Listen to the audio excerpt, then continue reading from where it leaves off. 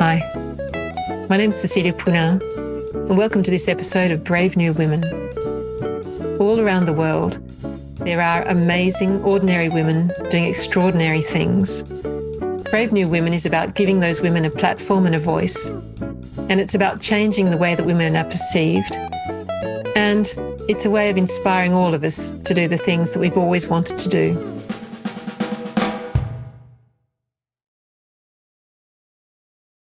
It's a huge pleasure for me to be welcoming Elsie Brimblecombe onto the podcast.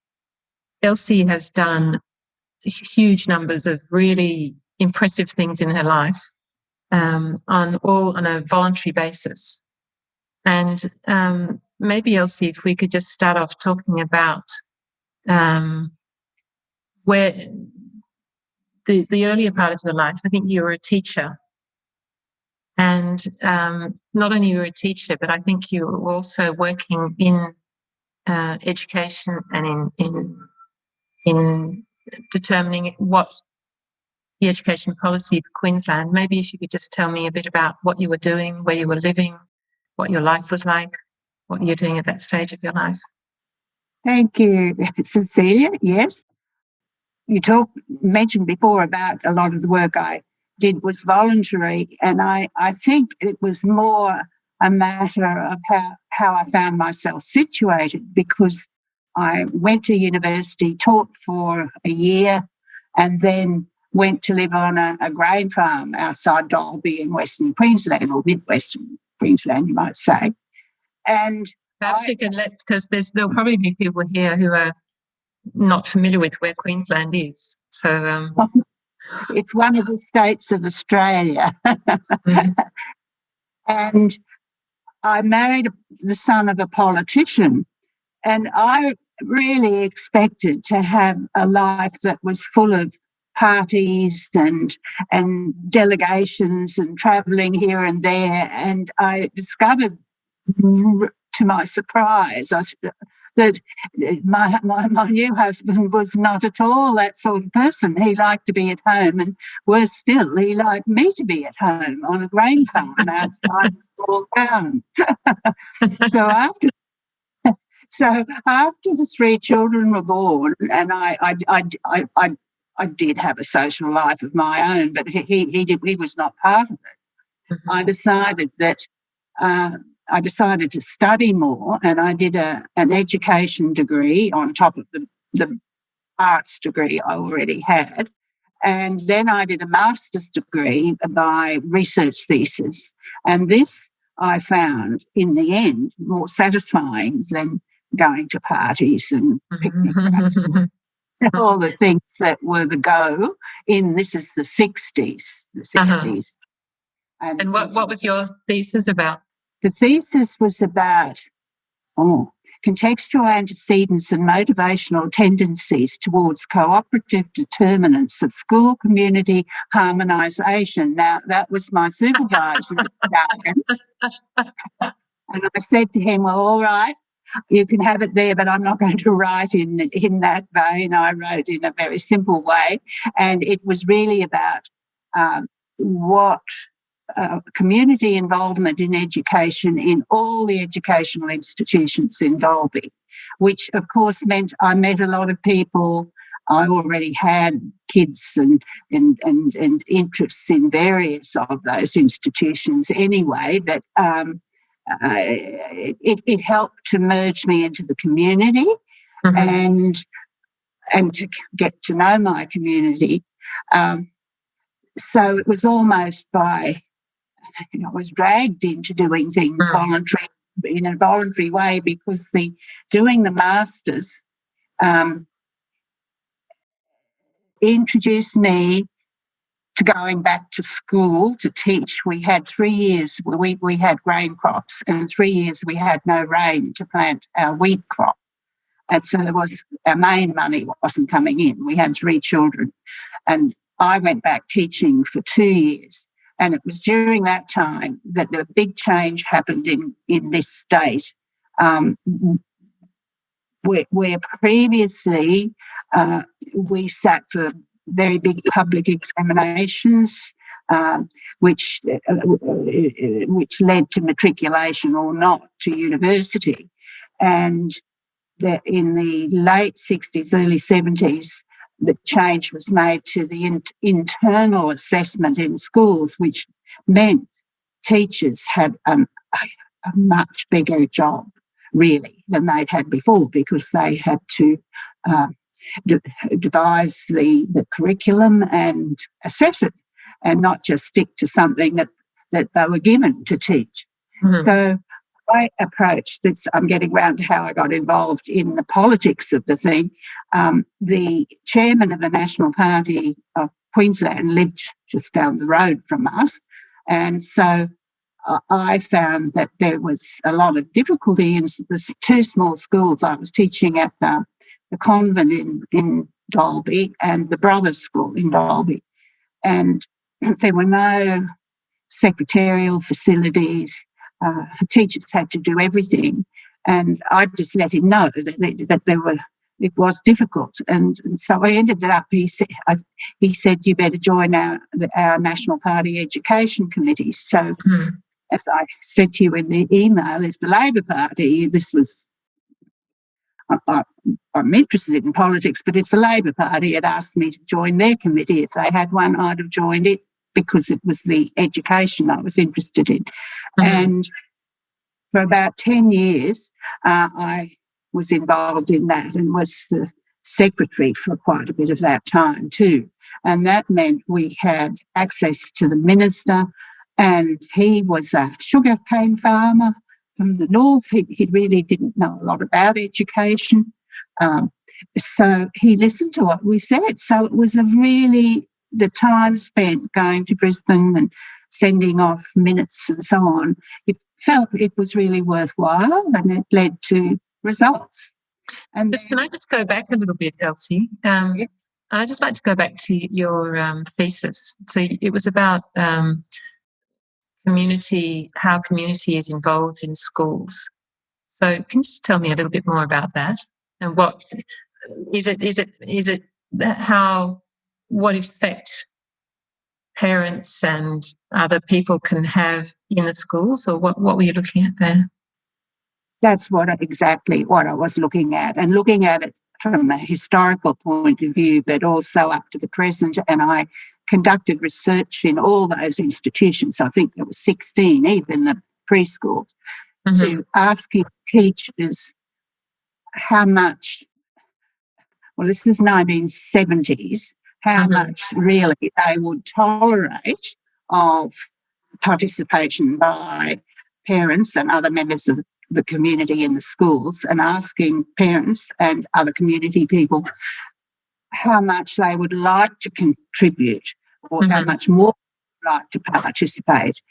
And generally speaking, the parents particularly would have liked to have been more involved, and would have liked to have been more involved in more educational matters. The school was happy for them to top dress the football field and do the things that didn't really interfere with their profession. And I can see how it was probably tricky for the professionals to have people who were, by the 70s, more and more parents, young parents, were better educated and probably knew as much or more than the teachers. So it was a very interesting bit of research which showed there was a willingness, but there really wasn't the facility for it, for a great deal more than that was already happening. And I haven't seen a lot more happen since, really. So the teachers were feeling a little bit threatened in their professional capacity by the parents. Yeah, I think so. Yeah, I think so. And when I asked the headmaster at the high school, where I was vice president or something or other of the P&C, would he like me to report on my study when I'd finished it? And he said yes, but he made the meeting go till about 10:30 at night, and I had 6 people. So the interest wasn't huge. And then just going back to what you were saying before about when you were working with the National Party Education Committee, and you said that you actually obtained some results. So what were the sort of results that you were able to get there? Well, we were lucky. We had a wonderful woman who's still a friend of mine, who was the president, and she was very level-headed and was a teacher herself. We weren't all teachers, some of us were, but we were from all over the state.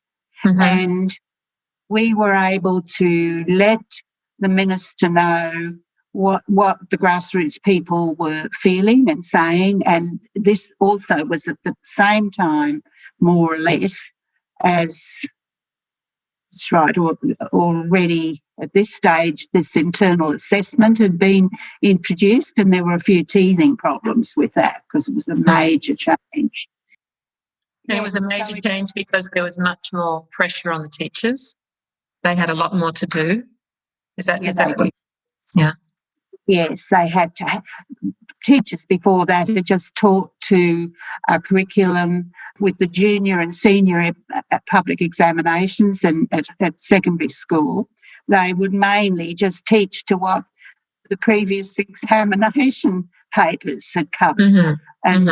And a lot of last term was spent just going over old papers, but all of a sudden it was a good thing, really, because it changed so that the good teachers particularly could really broaden the horizons of their students considerably. Mm-hmm. Mm-hmm. And so what was the committee, when you say there were teething problems, was that involved in helping teachers to work out exactly what their role was meant to be? I think so. I think that a lot of teachers weren't prepared for it. I think maybe the CAEs and the universities who train teachers began to adapt as time went on to increase their professional skills, because the Radford scheme, that was a fellow called Radford who introduced it, did require a much higher level of expertise. Mm-hmm. And what was your role in the education committee? Of the National Party one? The National Party, the National Party. Yeah, mainly a secretary, and I had been teaching in these two high schools in Dalby, so I did have recent experience of it myself. And I came from the country, so that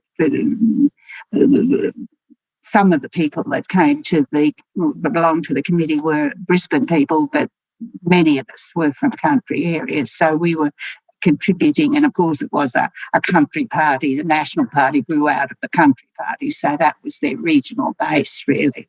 Mm-hmm. Mm-hmm. So I guess I played that role of a country person with some experience and also with some educational background, because by this time I had 2 degrees, and I was forgotten if I'd begun to work on the I think I was working on the masters as well. So it sort of fitted together. So you were teaching, you were working on a master's, you were on the National Party Committee, you had small children, and not all at quite the same time. When I was teaching, I hardly could do anything much else. So I wasn't. I'm not sure if I was on the National Party Education Committee when I was teaching, but I wasn't doing all those things at once. I couldn't. Okay. Or, yeah. And John didn't seem to mind me. My husband didn't seem to mind. He thought it was important enough. If I was out having fun with my friends at tea parties, he didn't think that was worthwhile. But if I was in Brisbane doing stuff of some importance, he was more affable about me going away for the day. It's good you had his support. Yes, it was. Very necessary. And so after that, you were were working with the Darling Downs Institute of Advanced Education. What Yeah. first of all, maybe let people know where the Darling Downs is. That's if people who are listening who are from France or from the US or...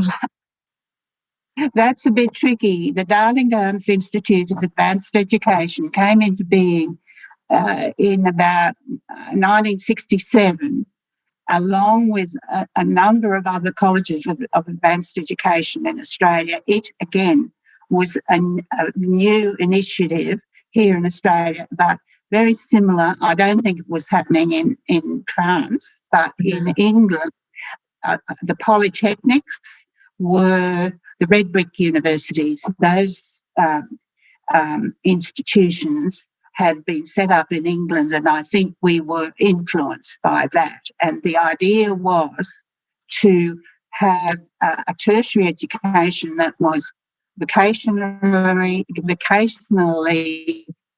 oriented, so that these colleges of advanced education would they would do research, they would have a high degree of theoretical study involved, but they were to be practical. And so that's why they came into being. And I'm not quite sure how I became, I was invited to join the council, which is the equivalent in those colleges of the Senate in a university. I think one thing was that the National Party Education Committee visited Toowoomba, which is where this Darling Downs Institute of Advanced Education was, and that was named after the area, Darling Downs, which I think was named after some historical figure in the first place. I helped, because I was the secretary, our committee visited there.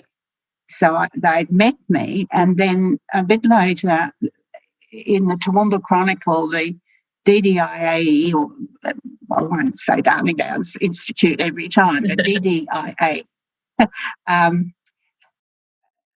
asked the community to write in and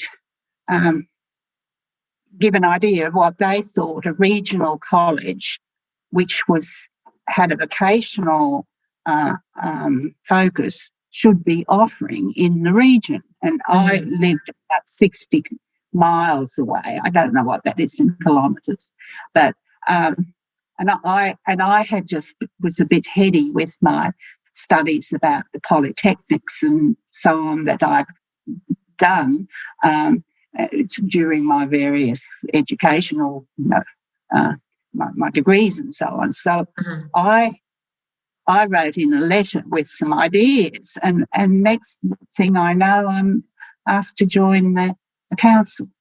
Goodness. It must have been an impressive letter. They'd been operating 2 or 3 years, and all their members were men from Toowoomba, various professions.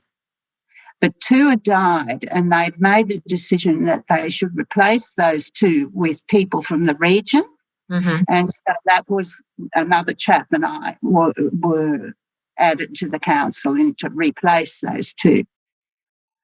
And as time went, there were only 2 women. There were probably 22 on council. A lot of them were academics who were part of the teaching, and they were nominated by the staff. But there were only 2 women, and the other lady was the deputy chairman of council. We became very, very friends, but it was very much a male-dominated group of people. But I learnt such a lot from that experience. I was on council for 17 years, and luckily a forum club had been established when my children were quite small in Dalby, and I knew something about meeting procedure as a result of going to the forum club.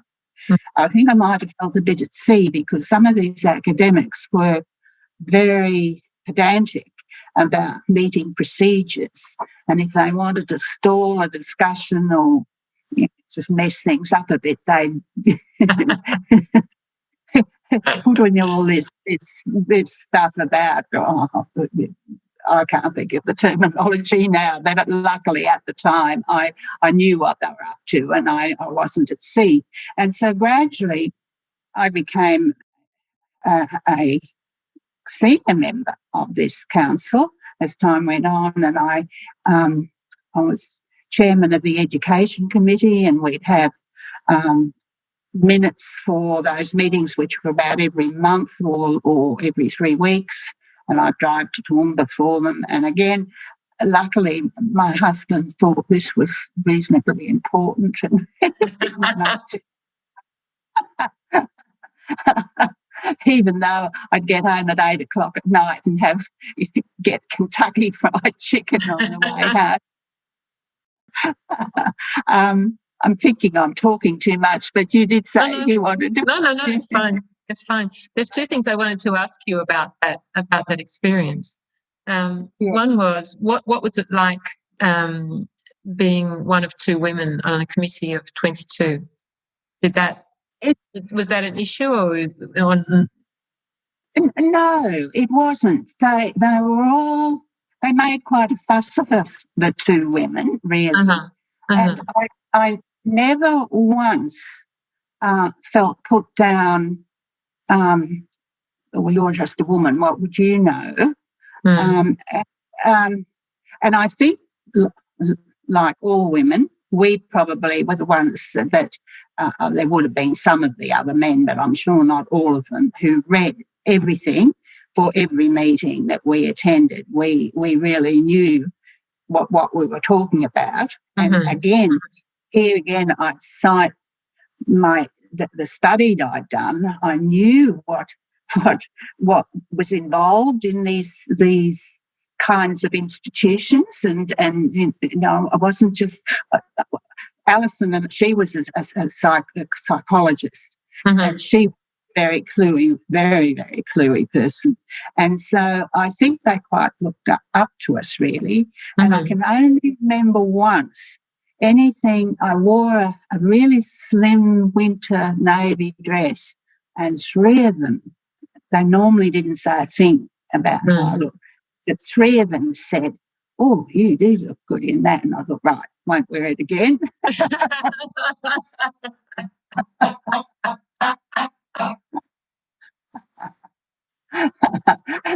But yes, so I ended up chairing the education committee of council. You only chaired 1 committee at a time, and at another time I chaired the staff affairs committee, which was very interesting. I didn't have any real background in staff affairs and negotiation between employment issues, sexual harassment, all that sort of thing that came under staff issues. So that was very interesting to be. What were the things that you learnt in that period? You said that you learnt such a lot. Can you think about what were the things that you learnt? Well, I learned skills in keeping track of what was going on and making sure that making sure the right decisions were made. I learned skills in managing a meeting, and if someone was talking too much or off the point, getting them back on track. I learned a lot about what was going on in education in colleges like that, and because also our particular college had a lot of trouble with the government at the time, and because we'd become very entrepreneurial, and in those days whereas now most tertiary institutions here in Australia have to be very entrepreneurial to keep going. But this institution began to have a name for foreign students, and educating them by external study, and they did it very well. And that landed the college in a lot of trouble with the man who headed um, the board, that it didn't govern, but it overseed all the CAEs in Queensland. And there was 2 regional colleges. There was Toowoomba and one at Rockhampton called Capricornia, and there was QUT, which was the Queensland Institute of Technology. This board over sort of had a role to play, and it decided it didn't like what we were doing. So we cemented together in the very fact we were being attacked meant that the whole college sort of had it helped everyone bond together and have a feeling of pride. We're doing something special. So I think you were still trying to answer what I learned. When you were saying that it was, so the college was very entrepreneurial and there were a lot of foreign students, was the attack because they didn't feel it was right that Australian resources should be being used to be educating foreign students, or was there a bit of racism in there, or what was the... No, I don't think it was racism. I think it was that our director and the chairman of council, who was a Toowoomba businessman, had a business way of looking at how the college should go. Okay. And they didn't... They were more like the old university way of looking at things. I think that was really what it was. Okay. Yes. There was one other committee that I didn't chair, but I was on, and I was on the whole time, the 17 years I was there, and that was absolutely fascinating. And I learned a lot from that, which I then passed on to my children. We were the Senior Academics Appointments Committee, and the first meeting I went to, somebody had been flown from Dublin and somebody had been flown from Wellington in New Zealand to be interviewed. I thought, wow, this is something. And so they were really high level people who applying for high level jobs. And so I learned interviewing skills, and when my children started applying for jobs, I could give them ideas about how to behave at interviews. How many children do you have? Three children. The eldest just turned 60. Goodness. And all this was going on when they were at school, and my mother would look after them after school, for which I was very grateful. It was very good. That's a nice bond for her to have too with the grandchildren. That's right. Yes. So I tried not to neglect them at all through all this. I think they actually found it quite interesting, because it's just what I was experiencing, the whole family experienced in a way, because we talk about what had happened. And then after you finished with the College of Advanced Education, then why did that end, and what happened after that? Well, it ended for several reasons. The colleges, I think it's a bit of a pity that here in Australia we went back to, they're all universities now, and at exactly the same time as that happened, the man who had started this place off with 67 students, and by the time I left and he left, there were 30,000. My goodness, so that's amazing. It had grown, and the campus had grown, and it was definitely there was no doubt that it would become a university, and it is now the University of Southern Queensland. Okay. And towards the end of the time I was there, I was commissioned to write a history of it. So I wrote about the first 21 years when it was the DDIAE. And so that was quite an interesting sort of thing too that came out of the whole experience as well. But yes, so the university, the college became a university, and John, my husband, and I left Dalby and came to live in Mullaney. And I did for a year or two drive over there, but it was too far really. So the only other thing I've done was finish the book, finish the history, and then only a few years ago they made me a fellow of the university. Oh, yeah. So Mullaney is on the coast, is it? On the Queensland coast? Yes, it's about a 3-hour drive from here. Okay. Yes, so I eased out of that. Yeah. Not, as I said, I think in the email, I was recompensed with petrol, but there was no payment for any of that. But I benefited as much as they might have benefited. Yeah, it was really a good thing to have done. And it, as I said at the beginning, it took the place of a sort of shared show for social life in the community with my husband. I was happy doing all this other stuff. Yeah, I mean, I think it's. I just think it's fantastic the way that you contributed so much. You were learning so much, and making these. Getting an institution from 67 students to 30,000, being part of that, is incredibly exciting and feeling an absolute difference in education. And I think, probably like you, that education is one of the most important things that we have.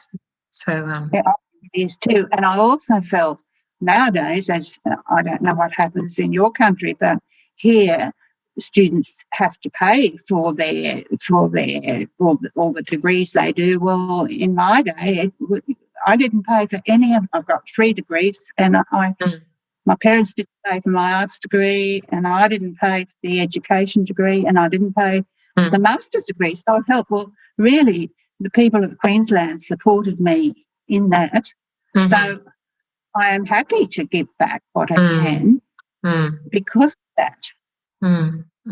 Yeah. I think it's lovely that you had your social life. That was your social life, where it was, as you say, it wasn't just sitting having cups of tea in local cafe. No, it wasn't. No, it was much deeper. And then there was a social side to it, because we did have dinners and red wine and parties. The secretary who was at the DDIAE had a lot of flair, and so until the government got a bit stuck into it, we used to have rather sumptuous dinners.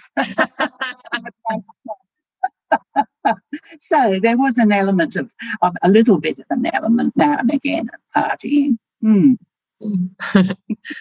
Elsie, I wanted to ask you now about when you mentioned that you'd done you start to learn to meditate, you'd started to write, doing poetry. Were a lot of people learning to meditate in the early 1980s, or how did that start?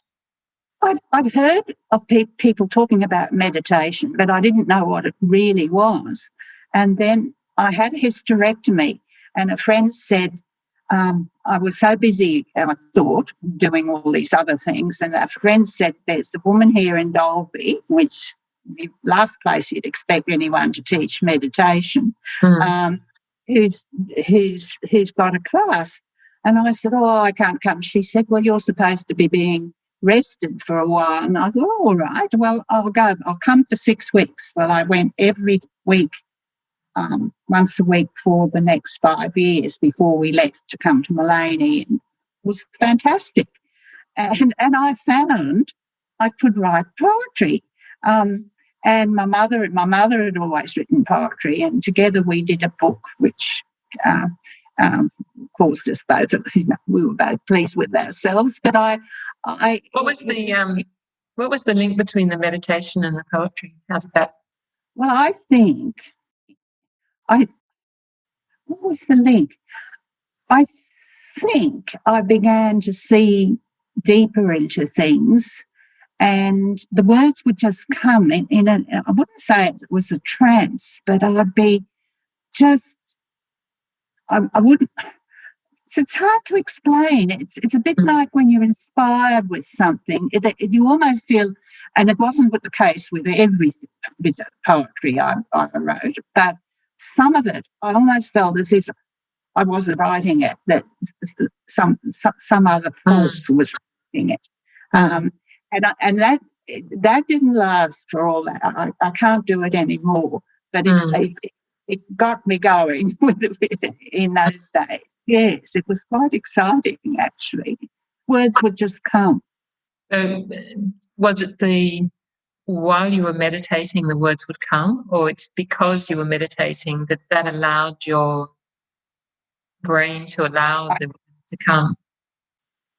I think it was more that I was meditating, that my mind was cleared a bit, and I can't remember it quite now because that was in the 80s, but I'd meditate, and then I might think, I felt like writing something, and a few lines would come. Well, that might be enough then to complete a poem, or you think, oh, that's quite good, I'll follow that. But somehow the meditation gave the depth to it. Do you still meditate? I meditated for 20 years or more, and I have to say I haven't been meditating lately, and I had thought this year, with all the quietness relating to the pandemic, that I would, but I haven't. No, I'm not. I probably maybe it's just you don't need it anymore. Need to. Yeah. Maybe not. I suppose at 82, if you, no, I feel a bit ashamed to say I don't meditate anymore, actually, because it is a discipline thing. You need to do it at the same time, I think, every day in the same place.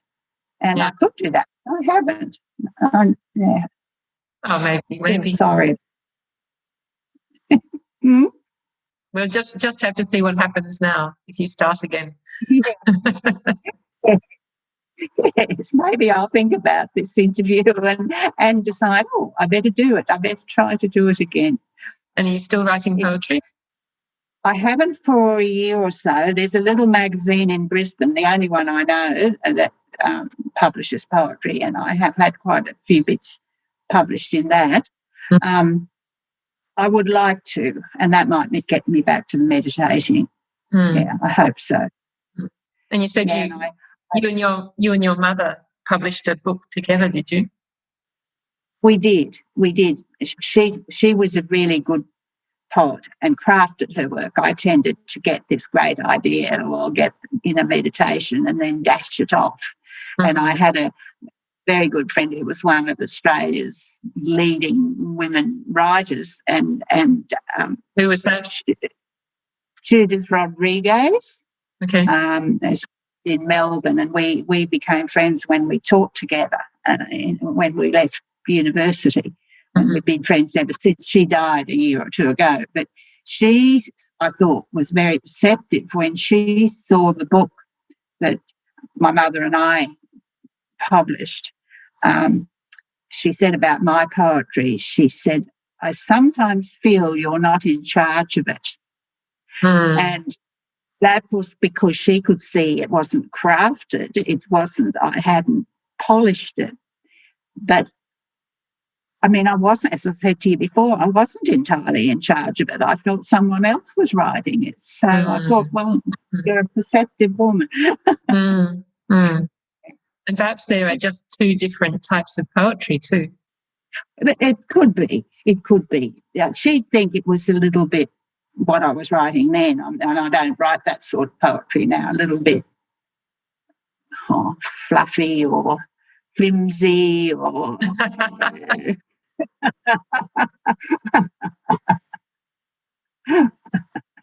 Yeah. And then I write short stories. Go on. And from the publishing the poetry book, is that how you got into publishing? What were you doing in the publishing?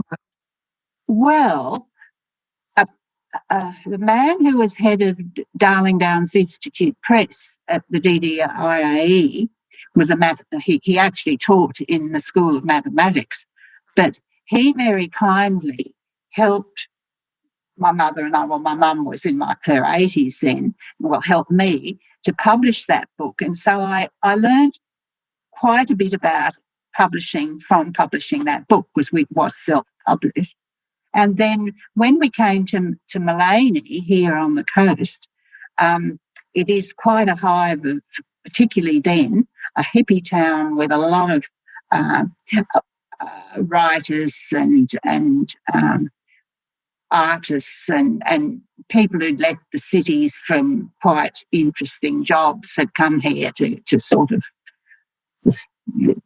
be creative out a bit. And yes, creative people. And a publishing cooperative had just begun here.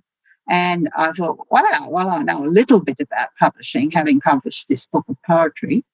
So I joined, of course, and there were someone that lived quite close here was a well-known publisher of children's books. And so, again, we had people who had expertise leading us, and we put out, they weren't remarkable, but we did put out 4 publications in the next 4 or 5 years. And we took on roles of being directors, and I became a director and I became chairman of directors because we took it in turns to do this. And we all really loved it, and we learned all about dummy things where you put the book together and you'd look at how it looked on the page and all the things that I had never even thought about when I read a book, that someone had really thought, how far down will I have the chapter title? What font will I have things in? All those details, we learned about them, but most of us didn't like selling them much. And eventually the cooperative folded up. But it was a very good, again, another learning experience. Learning experience. And then I think the another part of your life too is not only have you got huge experience in education, experience in writing and publishing, but also in painting. So tell me a bit about your painting. When did that start? Painting. Well, I did it at school and I liked it. And when I went to Dalby, there was an art group when I went to live out on the grain farm when I was married. But then I found with small children, I wasn't able to do anything much. And then my daughter, Catherine, at about 9, was beginning to paint with acrylics at school. And I'd only ever used watercolour, ever. And I was all right, but it wasn't marvellous. And then Catherine at 9 taught me to use acrylics, and I started painting. And I'd exhibit with the group. The children were a bit older by this time, and so I was a member of the Dalby Art Group for many years, and that was a really enjoyable thing. We were considered to be one of the best acquisitive prizes in regional Australia at the time, and we managed to acquire some very interesting artists who are well known in Australia now in the period of about the 60s, 70s, really. And then we did exhibit our work as well. And one year I got the prize for the local section. Bravo.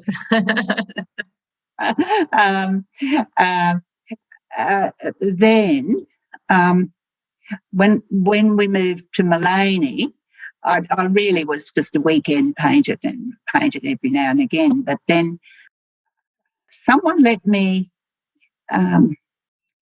Italo Calvino's book, invisible cities. And I had no idea that has inspired not only other artists, but people, operas, all sorts of things, this book. Yeah. But I didn't know that. But obviously it was inspirational to a lot of people. And I thought, oh, I could paint some of these invisible cities. They're made up cities. Mm-hmm. And I thought, I'll have a go. And he had described the story. It's a novel, but it's a very strange novel. And Marco Polo is talking to his boss, Kubla Khan, about all these invisible cities in the Great Khan's huge empire. And there were 57, and I ended up painting 57 paintings. Wow. Really, it was inspiring. So that really, and I exhibited them, and I sold about half of them. Right. I haven't got many left now. And I love the way that his art and his creativity is influencing, and inspiring your creativity and the creativity of a lot of other people. It's people building on what others have. Yeah. Yes. I don't know if you've read anything of his, but I read I like him. And I'd read something, the one, at midnight I met a stranger, the one where he just keeps going from story to story and nothing continues in it. And I like that. And so then this is why I took this one off my friend's shelf. Well, after that, I thought, oh, this is a good way. Maybe this is what I can combine my interest in literature with my art. And so then I've used Yanis Ritsos, who's a Greek poet, and I used Archer Rambo. Have I said it properly? Yeah, absolutely. Yeah. French fellow. Yeah. It's a Nation. And then a friend lent me a book of poetry of a Brisbane poet called Innes Sands. And Innes had written 40 amazing poems about 40 remarkable women. And they were women from all over the world. Yes. And not all artists, all sorts of people. She called it Fanny the Flying Housewife, and that was someone who'd won Olympic running competition in the just at the time of the war, 1939 or something like that. I thought, oh, I see how I go with faces, because I'd really kept away from doing faces mostly. And then I thought, well, I don't always have to do a face, because I can paint what they did. And so I did 40 paintings of 40 extraordinary women from all over the world. And then 2 years later, she was encouraged to write, they were so good, to write a book about men, which she called Flash Harry. And that was Flash Harry was Sir Malcolm Sargent, the British conductor. Okay. And she had all sorts of men from all over the world in that book, and I did 40 paintings from there. And so it's about 3 years ago. It's a while. Oh, I know why I stopped, because where I used to show them each year in Mullaney, this particular venue, it was cooperative, shut down. And I haven't shown them anywhere else, although I think there's an exhibition going to be shown that I did have based on a novel by Joyce Carey, an Irish novelist who wrote in the 50s, and it's called The Horse's Mouth. And it was ready to be shown in this place when it closed down. And the Dalby Regional Gallery is interested in showing them. So I think next year, once the pandemic has settled down, that might get an airing. Wow. That's my story. Oh. And now, my friend was here the other day, and I was telling her I was going to be interviewed by you, and she said, "Well, you must tell them about your collection. I have a very people come out to see my collection, and I have bought work ever since I was first in Dalby.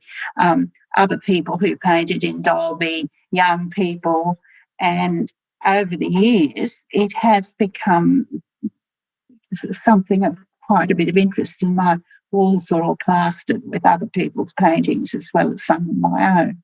Mm-hmm. So I like collecting as well. Mm-hmm. And have any of those become famous artists or well-known artists? Yes, a few of them have. Yeah, they're in galleries and so on. Yeah. Not huge, not all of them, but some of them have. And the same with the people. I think I mentioned I do a lot of proofreading for people, and a lot of the people I proofread and edit for, their work is published. They I wouldn't say quite well known, but they're doing quite well in getting their work out there. Yeah. Yeah. So it's all very interesting. If you've had, I ask people on the podcast, I ask them, if you have a message for the people who are listening, what would that message be? Would you have something particular that you'd like to say to people? Oh, wish I could rehearse this. Let me think. I'm 82. So I would say to give as much as you can. And as a result of that, you'll be happy and you'll be occupied and you'll live a worthwhile life, and it will seem as if the whole business has been rather fun. Better than having parties and going to the races. Well, in retrospect, at 25, I mightn't have thought that, but now I do think so. So, and sometimes too, when things look difficult, and you think, "Oh, poor me! Everybody else is doing all these fun things, and not me." That try something else and see what you can make out of your. It's like a spider weaving its own web. Weave your own web, and you'll be fine. You'll hang in there. Well, thank you so much, Elsie. I mean, I think it's fantastic being able to interview somebody like you, and for people to hear just what a hugely rich life you've had and how much you've given and received as a result of how much you've given. So thank you so much for being on the podcast. Well, thank you so much for inviting me, and I've thoroughly enjoyed it, Cecilia. Glad to hear it. Sorry. Okay. What do we? I say good night and you say good morning. Yeah, good morning. Have a good day. Good night to you too. Bye-bye. Bye. I hope you've enjoyed this episode of Brave New Women. On Friday, 22 January, I'll be holding a free webinar to talk about how women can stand up and speak up. There'll be 2 sessions, 8:30 a.m. in Paris, which is 6:30 p.m. in Sydney, and then the second session at 2:30 p.m. Paris, which is 8:30 a.m. on the US East Coast. If you'd like to join us, please connect on LinkedIn or on the Brave New Women Facebook page. Thanks so much for listening.